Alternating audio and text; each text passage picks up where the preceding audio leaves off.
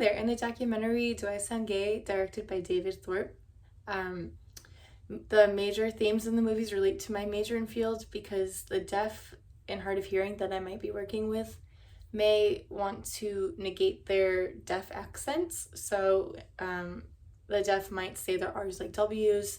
It might be a little more nasal than someone who's hearing, just because they can't hear their tones. Also, their tones may be a little different anyway.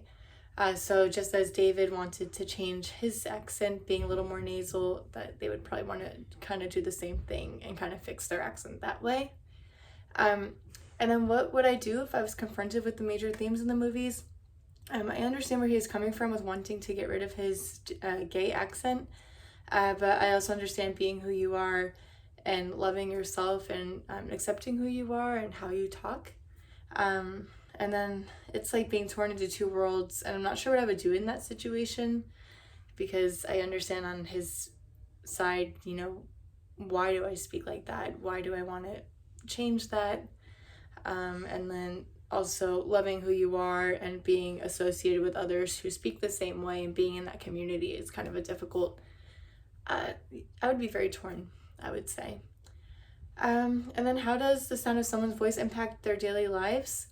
The sound of your voice impacts your social life, it impacts who you date and marry, your social group, your career, your surroundings, literally everything. So I understand in that aspect why you would want to change it.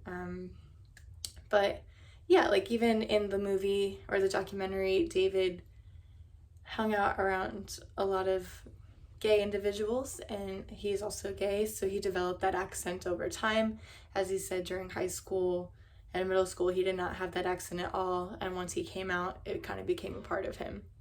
A lot of his friends prior said it was pretty strange that he developed that accent, but to him, he can't remember when he got it or how he got it. It just kind of became like a normal thing for him.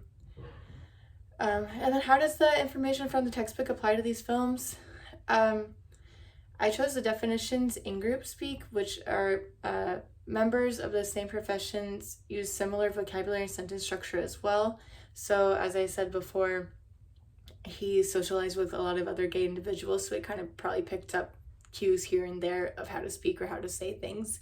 The tonality of his voice going up and down or being a little more nasal, kind of picked up on those things as well. And then code switching.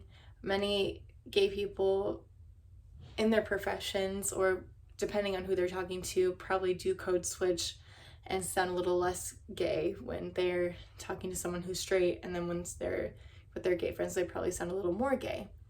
And then I also chose internalized oppression, in which the oppressed people begin to believe that the inaccuracies that their oppressors spread about them. So obviously the straight world, there's a lot of homophobia, so probably a lot of people bash him for his accent when that's not okay.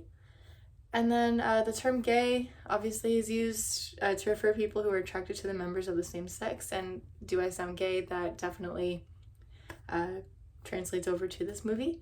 And then the term queer is to indicate a sexual orientation which differs from heteronormative straight orientations. So they definitely use gay, queer, and straight in this movie a lot, and that was definitely brought up as a straight accent or a gay accent. So yeah, thank you for watching, and I definitely enjoyed this movie. Thank you.